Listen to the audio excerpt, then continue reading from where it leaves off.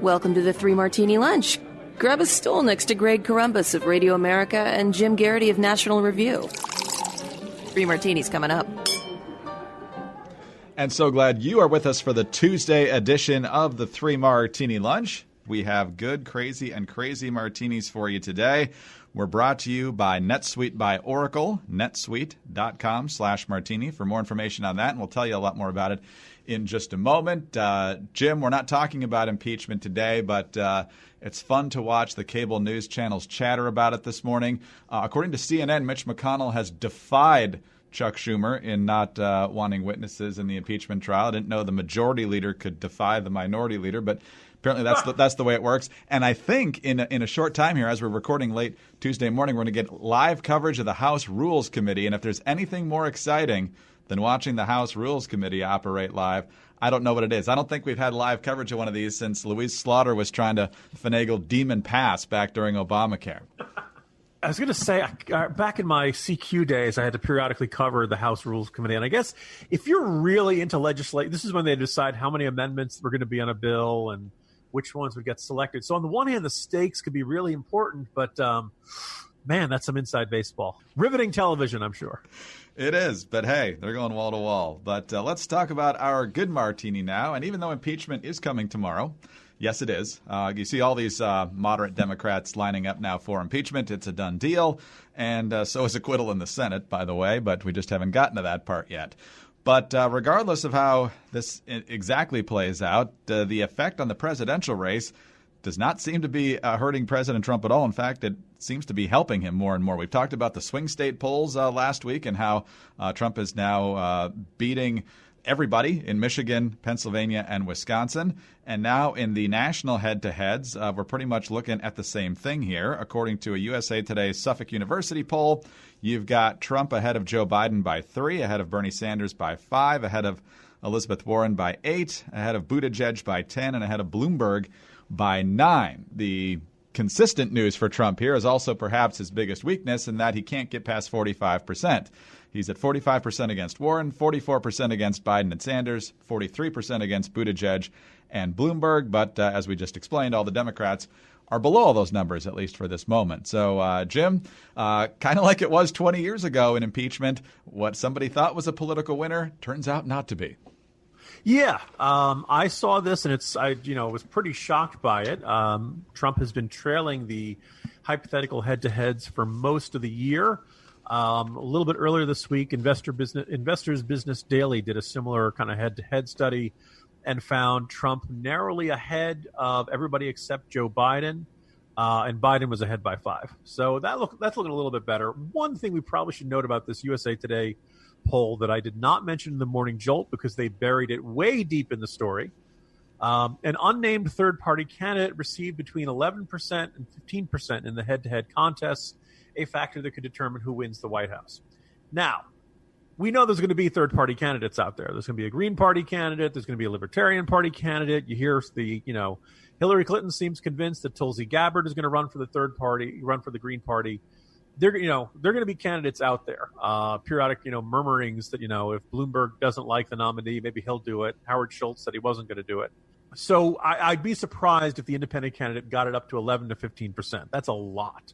Having said that, could the third-party candidates, prevent a candidate from getting 50%? And could that, end up making the difference? Yeah, that could happen pretty easily. So not quite sure. Wish USA Today had mentioned that earlier. And let me make another observation. Greg, I don't know if you've visited the USA Today website lately. Yes. Man, they've got a lot of ads. Yes, they do. A lot of pop-up video. No, I keep seeing Gannett's going to have layoffs, and I don't understand that because I have to click through 14 ads just to get to the one article I want to cite in our particular podcast. And I'm sure somebody's going to say National Review has its own problems, which is probably why I should subscribe to NR+. Ooh, very subtle. But nice. That's where that thing is. So nonetheless, you look at that. You look at the Marquette University survey in Wisconsin. That one had Trump beating all comers except for Biden. Now, all of Trump's leads were like 1 or 2 points, and Biden had a 1-point lead over Trump. So they're all looking very close. But, you look at Trump, and you probably, if you're on the Trump reelection campaign, you look at these numbers and say, okay, we got a real shot next year, particularly if the economy keeps roaring. Is it, guaranteed? No, but, there are very few guarantees in politics. So if you're on the right and you want to see Trump reelected, you're waking up to some pretty good news this morning. Yeah, I think there's a couple factors at work here, and I think we've talked about this before, and that's that if people sense an unfair process or excessive desire for punishment, if they think what Trump did wasn't great, but they don't think it rises to impeachment or something like that, they think the Democrats are overreaching or just engaging in partisanship, and they're still not over 2016 and so forth. It smacks a little bit. I don't know if it's quite the same intensity, but it smacks of how Republicans in a lot of places were kind of apathetic about the 2018 midterms until the Democrats went after Brett Kavanaugh, and then boom, it just absolutely energized a lot of people who otherwise may or may not have actually shown up, and it really got them engaged in the campaign. And we'll see if that extends all the way to November. The Kavanaugh hearings obviously happened just about a month before the midterm elections. You talked about the third party candidate getting 11 to 15. You think Evan McMullin sees that and goes, take two, baby, here we go. I hear my country calling for me. Actually, no, it was just your campaign vendors still asking to get paid. Exactly. Speaking of grifters on the right, we'll get to them later in the podcast in our second Crazy Martini. But for now, Trump is looking at his numbers, has to be fairly pleased with them. I'm sure he'd like his numbers to be a little bit higher, but he's ahead, and that's, in the end, all he really cares about. But when it comes to your business, your numbers are very, very important, because if you don't know your numbers, you don't know your business. But the problem that growing businesses have, and that keeps them from knowing their numbers, is this ridiculous hodgepodge of business systems that you often put together when you're first starting out. So these businesses have one system for accounting, another for sales, another for inventory, and on and on. It's just a big, inefficient mess that takes up too much time and uses too many resources. And in the end, that hurts your bottom line. Introducing NetSuite by Oracle, the business management software that handles every aspect of your business in an easy-to-use cloud platform, giving you the visibility and control that you need to grow. With NetSuite, you save time, money, and unneeded headaches by managing sales, finance, accounting, orders, and human resources instantly right from your desktop or phone. That's why NetSuite is the world's #1 cloud business system. This is proven. Thousands of the best-known brands and fastest-growing companies are using NetSuite to manage their business, and now it's available to you. You'll learn how to optimize processes, drive operational excellence, sell across more channels, and much, much more. And right now, in addition to all that, NetSuite is offering you valuable insights with a free guide, 7 key strategies to grow your profits, at netsuite.com/martini. That's netsuite.com/martini to download your free guide, 7 key strategies to grow your profits. One more time, netsuite.com/martini. All right, Jim, on to our first Crazy Martini now. And as long as we're talking about polls, let's talk about someone who was cratering in the most recent polls until she decided no longer to run for president. And that would be California Senator Kamala Harris. And, Jim, you think when you launch a presidential campaign, you have a basic understanding of how a lot of the things work in a campaign, particularly how, polling works, for example. So Yahoo News yesterday comes out with a story that they put up on Twitter that says a new Fox News poll on voter support for impeachment contradicted President Trump, who recently boasted major support in favor of no impeachment. Now, to some extent, Trump's right, because the Real Clear Politics moving average on the impeachment polls suggests that now at least a plurality are opposed to impeachment. So Fox News poll shows that more people in favor of impeachment. Kamala Harris retweets this and then says, even viewers of Trump's favorite network are turning on him. No one, including Trump, is above the law. He must be impeached. Leaving the clear impression, Jim, that Kamala Harris thinks a Fox News poll is conducted among Fox News channel viewers.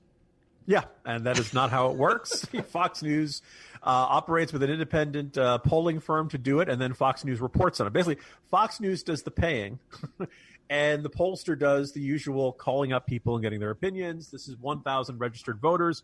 You don't have to watch Fox News to be a respondent in a Fox News poll. They do the usual balancing to make sure it's got the right gender split, racial split, age split, all that kind of stuff. In case you're wondering about that sample, Democratic-leaning voters were slightly larger than the Republican-leaning voters, 46% to 41%. In fact, one of the great ironies is that you look at the Fox News poll compared to everybody else's, it's usually a little bit tougher for Republicans than the other ones. And I've always wondered why this is. My suspicion is that Fox News knows that there are some people who are ill-informed and say, well, it's a Fox News poll. What do you expect? So they do everything possible to bend over backwards to avoid the perception that their samples are in any way skewed in favor of the Republican side or anything like that.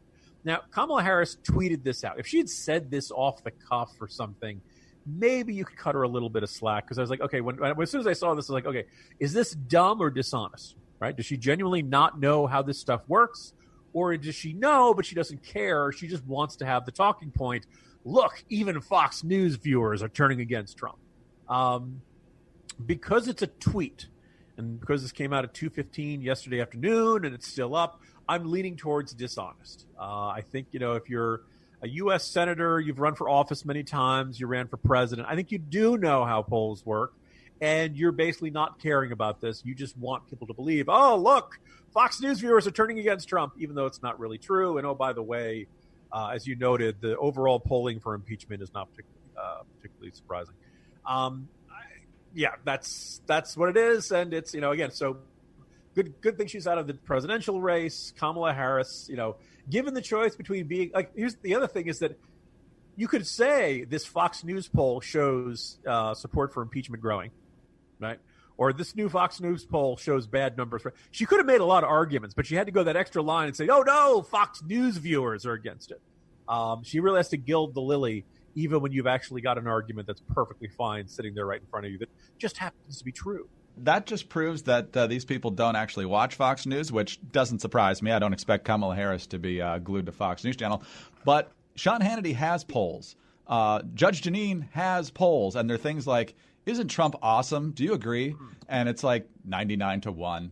That's the kind of poll that you could actually say Fox News viewers sometimes, not exactly representative of the public, but the ones that the Fox News Channel conducts with official polling companies, far, far different. Yeah, self-selecting online polls where, Ron Paul always used to win every Drudge poll by like 80-10 in every Right. one of them. Sorry, that's not, those are not representative, because all the Ron Paul fans would say, hey, do you see this poll? Quick, go over and vote to it on all the chat boards and such. And your sample would end up having 80-some% Ron Paul supporters when it was not, representative of the country as a whole. All right, Jim, let's move on to our second crazy martini now. And this should shock absolutely no one who actually knows who these people are. But in the New York Times today, a group of Republicans, and I'm using that term in quotation marks at this point, who hate Trump and have hated him since day one, are launching a new super PAC called the Lincoln Project. It involves George Conway, husband, of course, of Kellyanne Conway, who's constantly on Twitter and once in a while on cable news bashing the president.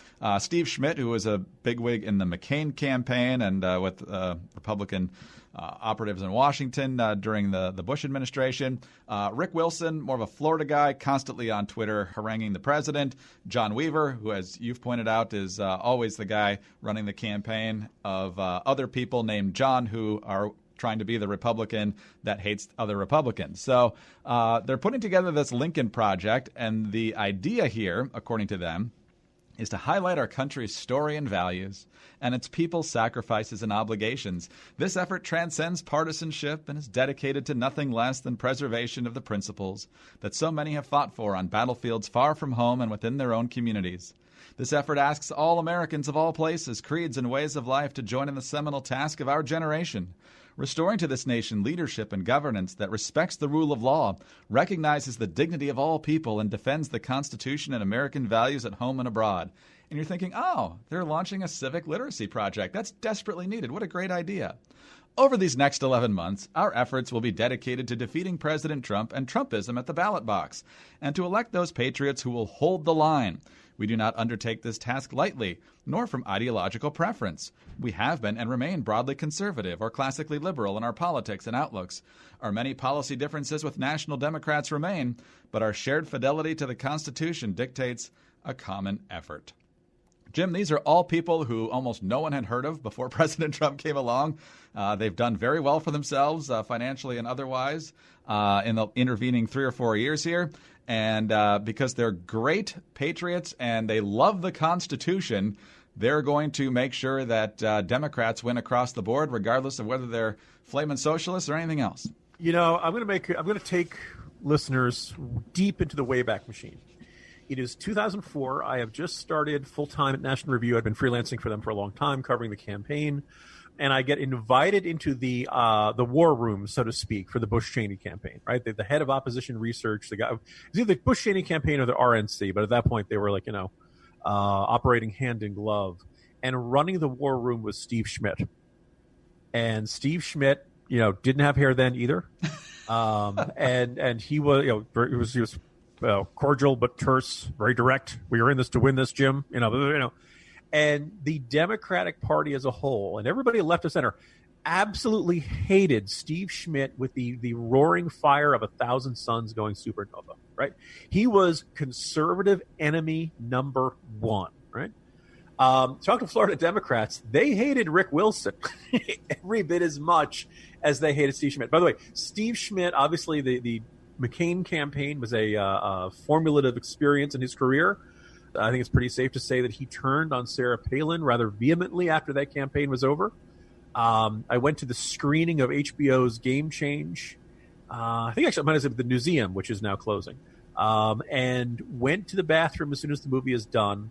And coming in the next urinal is Steve Schmidt, who has just witnessed, I believe for the first time in his life, Woody Harrelson playing him as a heroic figure in this HBO movie that all of Washington has come to watch and that all of Washington has come adored. And I asked him, it's like, so how do you feel right now? And, I generally don't talk at the urinal. I just want to make that very clear. Absolutely. And Steve, I think this is surreal.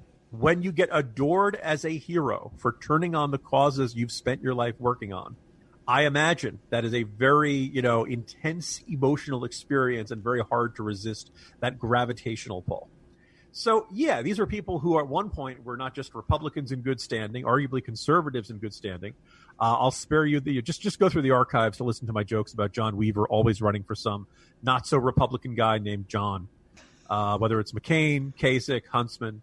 But so I guess at this point, I did not necessarily enjoy these arguments of, it's a binary choice in 2016. I didn't like Donald Trump. I didn't like Hillary Clinton. I didn't feel like either one of them earned my vote. I saw big problems in both of them. All right, we're approaching 2020. We're probably going to have a very similar choice. If you're a Republican or a right-of-center person, you cannot bring yourself to vote for Donald Trump. You feel like every day this is a man who cannot distinguish between his personal interests and the national interests. If you feel like he's been terrible on the debt and the deficit, other issues that matter a great deal to you.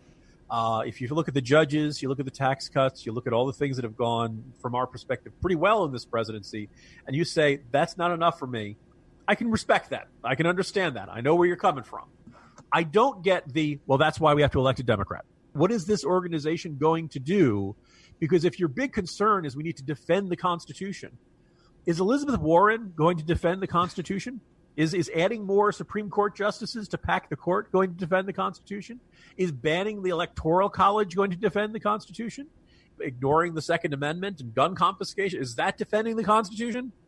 Here's the problem: if you really are a liberal, traditionally liberal, classical liberal as they call it, or a conservative, if you're Reaganite, if you put the Constitution first, we've got no heroes to pick from, right? It's which villain do you think is going to do the least amount of damage? Right now, for me, I think it's Trump. I can understand if somebody sees it differently. And I can also see if somebody says, you know what, I don't like any of these people. I'm voting Libertarian. I'm voting third party. I'm writing somebody in. Fine. I got it. I see where you're coming from. I don't get how you say, hey, you know what we need to do to restore the Constitution in this country? Elect Elizabeth Warren. Sorry, not buying it. And I just wonder who the target for this PAC is. Who's going to give to this PAC? Why would you give to this PAC instead of an actual Democratic PAC that is trying to elect Democrats?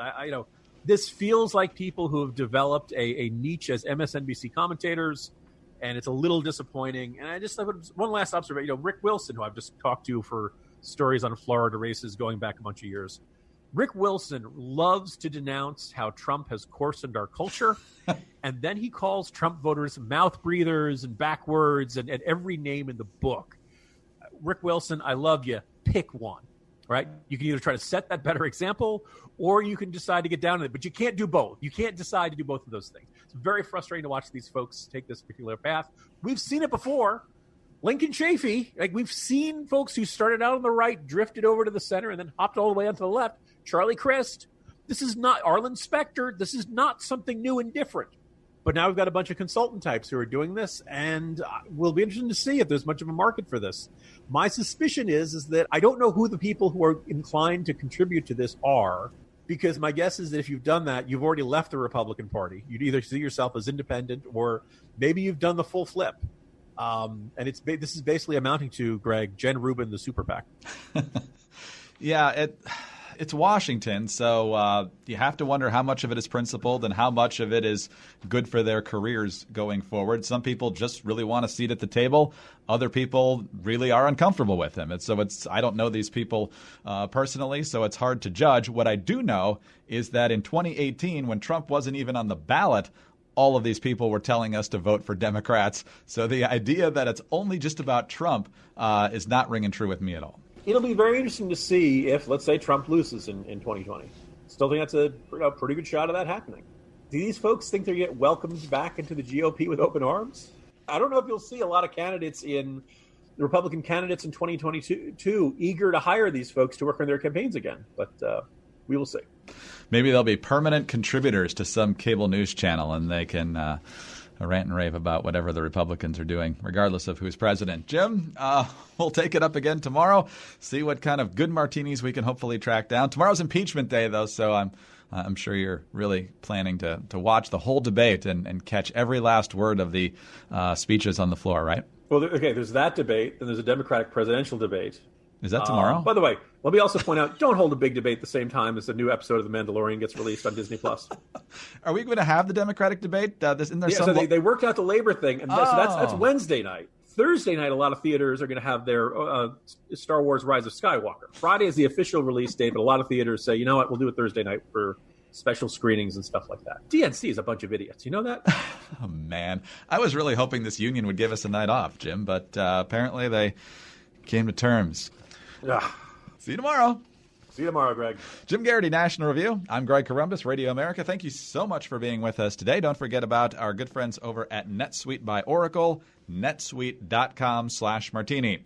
Please subscribe to the podcast. Leave us a great review. We always appreciate that. And tune in again Thursday for the next. And tune in again Wednesday for the next 3 Martini Lunch.